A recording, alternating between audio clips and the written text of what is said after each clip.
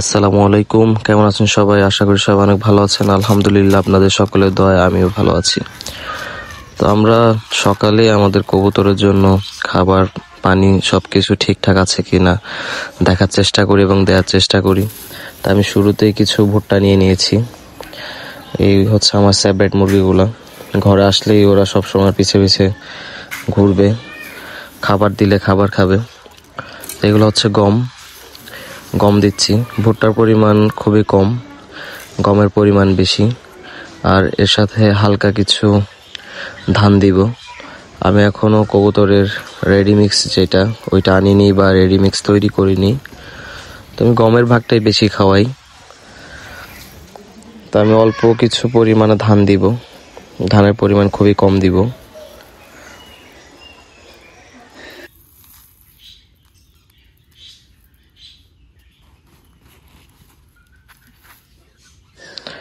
তো এই তো খাবার নিয়ে এখন দিব, দেখবো খাবার কিরকম খায়। তো খাবারগুলোকে মিক্স করে দেওয়ার চেষ্টা করব। আগে দরজা খুলে দেখি ভিতরের কন্ডিশন কিরকম। মাশাআল্লাহ। তো খাবার পাত্রে খাবার নেই, খাবার দেব। খাবার দেওয়ার পরেই কবুতরগুলো খাওয়া শুরু করে দিবে ইনশাল্লাহ।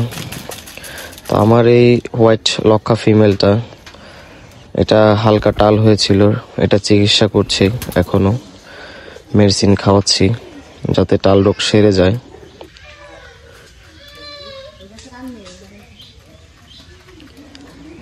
আর নতুন আপডেটের ভিতরে হচ্ছে আমার যে পোটারের ফিমেলটা ছিল, ওইটা ডিমে ছিল, একটা ডিমে।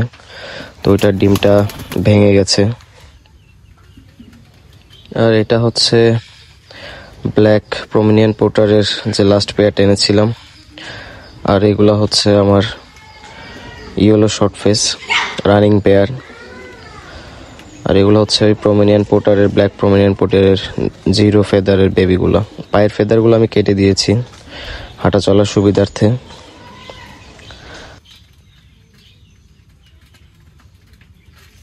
তো মাশাআল্লাহ, সবগুলো কবুতরই এখন পর্যন্ত সুস্থ আছে, শুধু এই হোয়াইট ফিমেলটা বাদে। খাবার দাবার খেতে পারে নিজে নিজে, তবে মেডিসিনও দিচ্ছি। হয়তো আশা করছি 10-15 দিনের ভিতরে ঠিক হয়ে যাবে ইনশাল্লাহ। তো বেবিটা নামার চেষ্টা করছে খাবার জন্য। এটা সম্ভবত মেলটা শর্ট ফেজের, নিচে নেমে খাবার খেতে যাচ্ছে।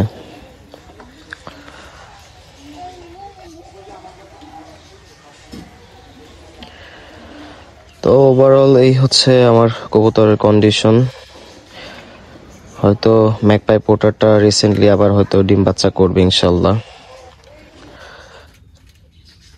এটা হচ্ছে ফিমেলটা, আর ওই পাশে মেলটা।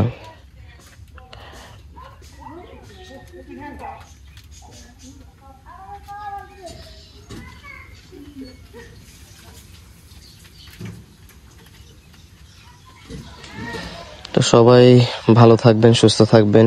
সম্পূর্ণ ভিডিও দেখার জন্য অসংখ্য ধন্যবাদ। আসসালামু আলাইকুম।